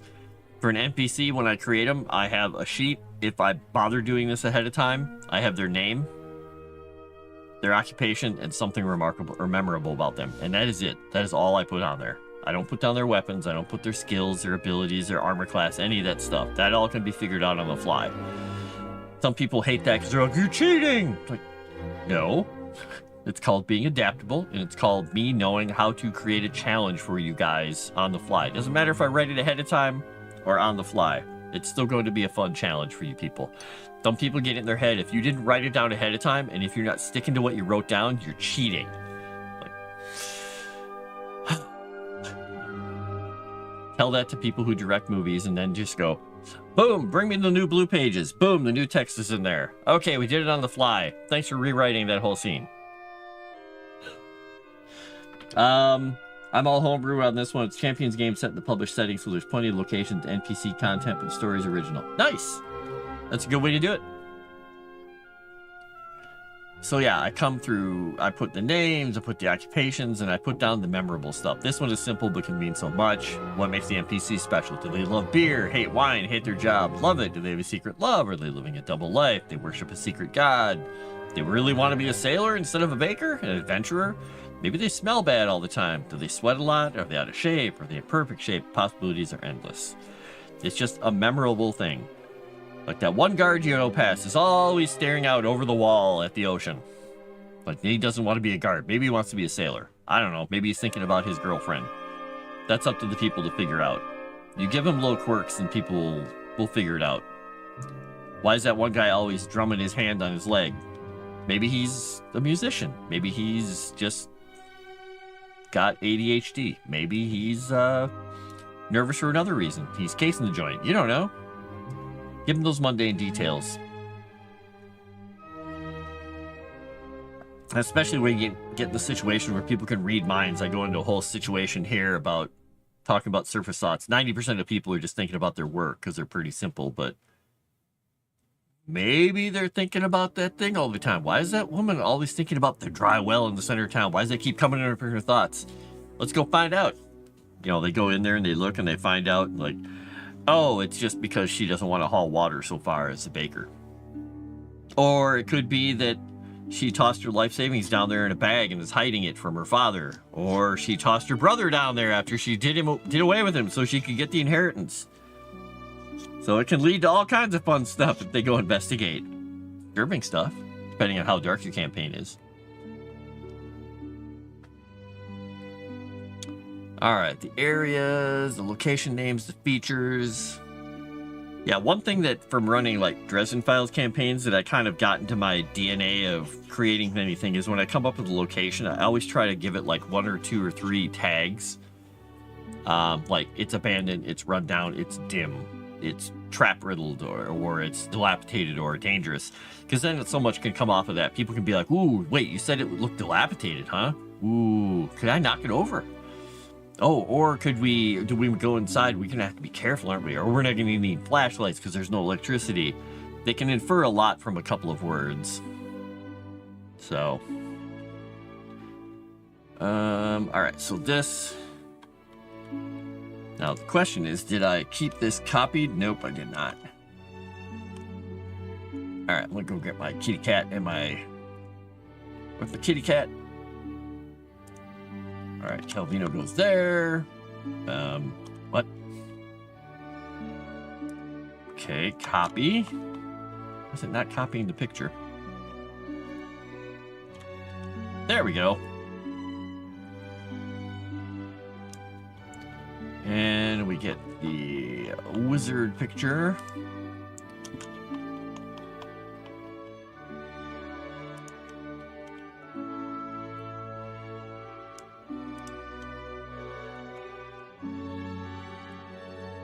Alright, there we go with that one.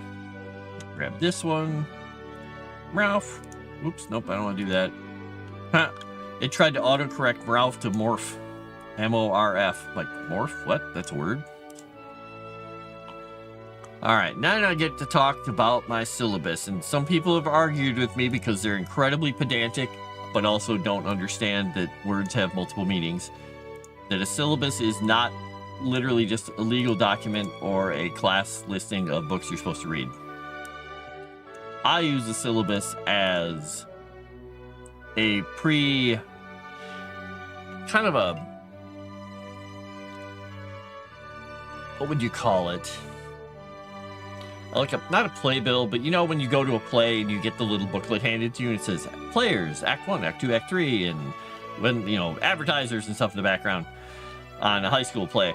But for me, the syllabus is it gives you the name of the campaign, the system you're in, the people who are playing, what their characters' names are, and then it gives you an overall tone. Like I put a tone quote on the front, and then I go into the next parts and I put in, you know, Act 1 or Chapter 1 or Canto 1 or whatever thematically makes the most sense. Stave 1 if it's like something that has to do with Norse stuff.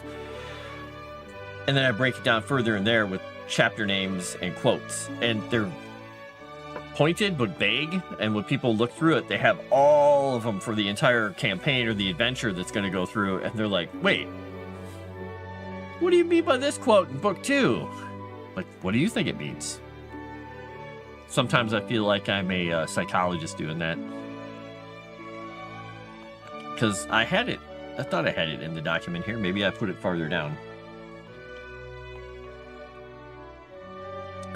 Maybe I don't have the syllabus in here. I thought I did. Oh, there it is. You can kind of read it. Like, I'll give them this. This is the first page. It's Dresden Files. The name of the campaign is The Wake. The name of this part of it is Sessrumnir Becalmed, because they were in the Dresden Files. They were going to the Hall of Freya. And it has a quote by Mimir in the original language, and it's a translation below it. We got the people who are playing, their characters, some extra NPC names, and then I go into the staves, the cantos, and everything, and they can look at it and they're like, oh, what does this mean? Oh, what does this mean? It's just a fun foreshadowing mechanism that you can play within it's a loose confine you can play within, but you can keep things moving. Because in a milestone campaign, it's much easier. You're like, okay, you get to this part of the story, you've interpreted enough things that you've gotten to the next part of the clue, so we're moving on to book 2. So, yeah, Dresden is fun. So we used, it was Dresden Files, and it used the Fate system. It was a whole heavy, I don't even have the books here, I don't think. But they're big, thick rule books, and it was really thick and wordy. But then they came out with, and I don't have the book here, but I have a book that's like it. Where should I put that? I'm gonna move a few things. There we go. I gotta dig it out of this pile. Hopefully I don't knock everything over. So, like, you see this little Savage Worlds Deluxe book, you know, not big, kind of thin, kind of small. They came out with a Dresden Files accelerated rule set that was similar to this. Way easier to run, and that's what we ended up using after the first campaign in Dresden Files. It's much more compact, it's quicker, it's sleeker. You don't have to sit there and screw around for extended periods of time on character sheets. You can literally just say, oh, okay, there we go, we're done. And it's a very storytelling heavy system too.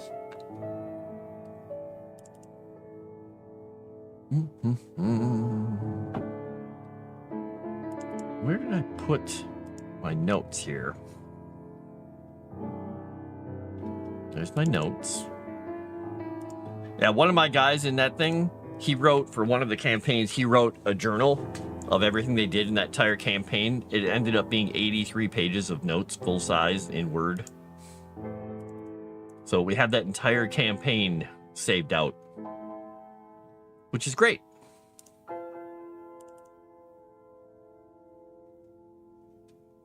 It is a good thing.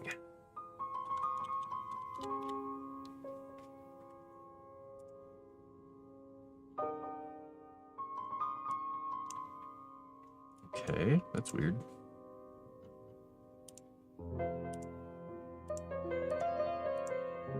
Why isn't it signing me in there? Oh, I haven't opened it up on this. Oh, okay.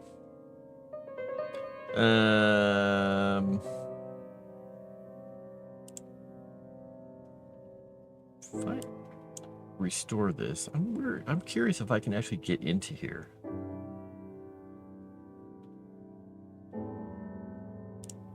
Okay. There we go. This is a legacy backup of the campaign, but I don't know. Maybe this will work. Yeah, so I'm going to share this screen here once. Let's see. Display capture, color source. I want a browser source. Why can't I find the window capture? We'll just open it this once and we'll see. Yeah. All right. So you'll be able to see this in a second. I'll get it to fit on here. This is how I set up my Dresden Files campaign. I started out with a this NPC stable. This is how I set up my Roll20 games. How do I close this damn thing again? I come up with a page. This is where a page where I just put all the NPCs for the game. All their tokens are sitting on here, and I can click on every one of them and get into the right layer, and I can go to their thing. I have everything set up for all the things they can do for every NPC, and their sheet, if they have a sheet with their NPC, their abilities, their attributes, their character sheet. And this is literally the Dresden Files character sheet. That is all there is to it. You have a name, you have the high concept, you have their other aspects, and then you come up with the other bits. And this guy had very little to his character. But like the characters, the actual player characters, had a lot more information on theirs. So if I go to the place where their characters are, if I go to like, whoops, I don't want to go to tape. Why am I not on the... They changed their hotkeys here? I think they changed their hotkey. Now I gotta find where they're, hide this, lighting, effects. How do I change to my other overlays? I thought it was... Is it L? What did they change it to? J? Man alive. What did they change it to? See, now I can't find how to get to my... Ping everyone, focus ping, undo. How do I get to my right page? This is my turn order. This is my measuring. This is my hide reveal mask. This is a lighting. This is effects. This is text. This is draw. Select. Preview token. Yeah, why don't they... Where's my, Oh, they moved it. Okay. They moved it down there. Okay. So if you open up a character's... whoops. The character sheet. This guy used Jason Momoa as his character. But you can see each one of them has... And it's probably a little hard to read here because I have it blurred out. But Oscar... Man Savage, he's got a whole name. He has a high concept, a trouble, his other aspects. He's got all his abilities and things. And these are literally, everything is based off of that, how you approach a problem. And everything else is storytelling based. Like every aspect of your character has a positive and negative side. So you work with the GM to figure it out. Because his is like, I follow my own path. So it's like, it's great. If he's going his own path, he can get benefits and he can get fate tokens for doing his own thing. But I can also like say, well, you know, you should go with the group, but here's fate token. You probably are going to go off on your own, right? And he's like, yeah, I follow my own path. Screw you guys. And he go do his own thing. Yeah, GM only seeing the VTT is quick NPC reference. I put every reference for all my characters and all my NPCs in there. I just call it my NPC stable and I just throw it there. I leave it there and I keep them all organized by group and whatnot. But then through this, I just go through, because this was in New Orleans, I find maps that work for them. And then every single location that they own, I have this. It has all the NPCs hidden over here that could show up. It has a reference to all these things. And then each character has a spot up here. And where I can put like mind tokens and fatigue tokens and like fate tokens and stuff. And then I can put these aspects like this place is bright, it's popular, it has weak wards, and is urban. So when they try to use fate tokens, they're like, oh, weak wards? Okay, that means I can do this. Or it's popular, it means there are a lot of people here. I can do this thing. And just basically going that route for everything. And, you know, we throw different places here with how many fate tokens they have, and they can turn those on and off. I can throw them from layer to layer. So that's fun stuff.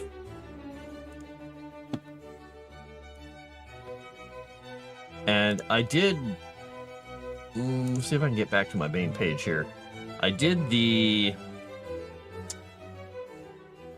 Fall of the Red King. Is this the one I did this in? Yeah, I think this one had even more of a... Current retrieving the game from cold storage should only take a moment. Could take several minutes. Okay, it's ready to play. My game was in cold storage. And this one, I'll put this one up here in a second once it actually pops up. Wow, it's taking forever to load up here, though. Coming back from cold storage. This one, the NPC stable, was an inn. And I had stuff in because they were in an inn at one point. And so I've got soldiers. And I had all these NPC characters over here. I had a bunch of other things, but I also had all the creatures that they were going to fight at different points. Which was fun. This is a weird, complicated campaign, too, because not only did they have all the NPCs, this character went through time, and every character, I had to make a low level, a 5th level, or a 10th level. Let's see, 5th level, 10th level, and a 20th level character version. So, at different points, I had their characters. You know how sometimes when people bring characters and things onto a scene, they're like, oh god, I copied you on here, and suddenly you're the wrong one. What I did is I made these master characters over here, and then every place that they go, I just always had them always copied onto the sheet somewhere hidden. Because I didn't want to keep copying them every time, so I'd always have them hidden on the sheet somewhere. And that way, I always knew they were linked to the right character. I didn't have to worry about it later. It was so annoying. And this campaign was weird because it took place over the course of a long time, and in a lot of different spaces. Lots of different realms. It was very interesting. Yeah, because it's really annoying to get suddenly somebody's like, oh, I don't know, my character's not connected to my sheet. Like, oh. Yeah, they had a little bit of a fight in this room. So, yeah, we had a hell of a lot of fun with some of these. Yeah, and this one ended up turning out to be, yeah, a very interesting thing at the very end. It's a very strange campaign, but I had a lot of fun running it.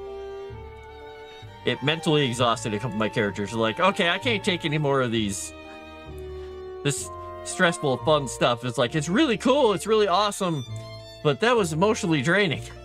Like, hey, I did my job. Congrats to me. Good job to you guys. Huh. Sorry, I just saw something. There's a thing said, Made in Canada. It says, Canada really isn't playing games. Sorry, we no longer accept U.S. currency at grocery stores. And Cat Turd is this, oh no, we're doomed. Sorry. Totally unrelated. I just saw it on X and I had to point that out. It's like, that's fine. I don't think we take Canadian currency most of the time, do we? Whatever, people. Not that big a deal. All right, let's see. Where we're at? Where was I at here for my order in chaos? Okay, I was in execution.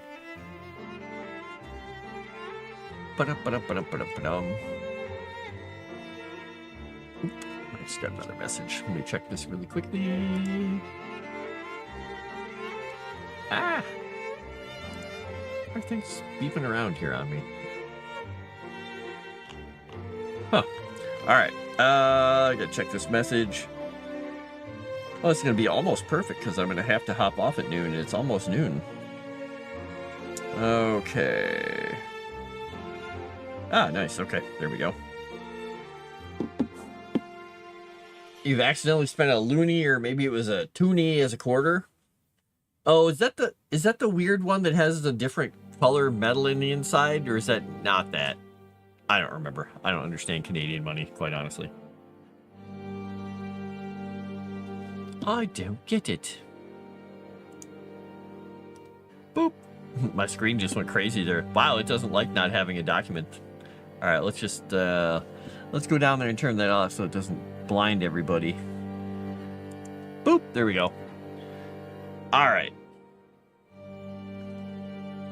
Well, there was a what did I read recently? There was a girl who tried to pay with her for her meal with a $2 bill at a cafeteria, and people are like, whoa, that's not, you can't do that, you can't counterfeit money. And she's like, what?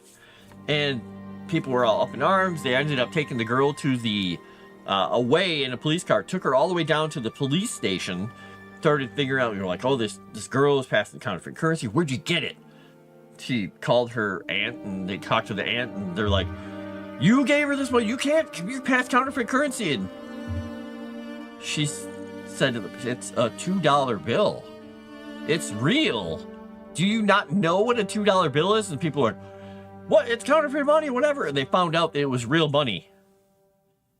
And they're like, they're going to try and press charges and do something about counterfeit money. I was like, if you don't understand currency, oh God, learn your jobs. That's not real. Yeah, exactly. Someone, company, or candidate is taking out ads about tariffs increasing gas prices on billboards. Really? The toonie might be a 2 metal coin? Okay, I think I have one of those somewhere in a box of coins. Maybe. I don't remember if I do or not. Yeah, I don't understand why anybody would spend the $2 bill either, because they're cool. I like them. If I can get one from the bank, like if I go into the bank, I will ask them, it's like, hey, do you have any $2 bills? Most of the time they don't, but occasionally they get one. I've had people look in the one bank that I went to and asked that. They're like, oh yeah, we have a drawer over there. If we get one, we put it off to the side. And they're like, we don't have any right now. Because evidently they have a guy who calls them up every day. It's like, do you have any $2 bills? Put them aside for me. Oh, well. Well, Feline named JJ, History Racer Button, Shadow Warden, anybody else who may be here, I am going to be hopping off because I got to go eat lunch. I got to go do a couple things and see if the rain, oh, the rain didn't stop. It's hitting the windows. Because I have to go over and get ready for playing Rifts in a few hours. So I'm going to go do that. But thank you for coming along for the ride and seeing what I was up to. And I'm going to move this over here. Man, on this new monitor, sometimes when I stretch my YouTube windows out, if I hover over them, they just get super overly brokenly saturated. It's very weird. I wonder why that is. Ooh, and I broke my kick window. I love the new monitor. Having like a almost 50-inch wide monitor is great, but it's a little getting used to, I gotta get used to it because I have to look here all the way to there to see both ends of it. It's a little crazy. All right. Well, try not to get tariffed out there, people. And I will talk to you later. Like I said, if you get a chance, hit the like button over on YouTube, please. Leave a comment. And enjoy your day. Don't take any wooden nickels or any loonies. I will talk to you all later.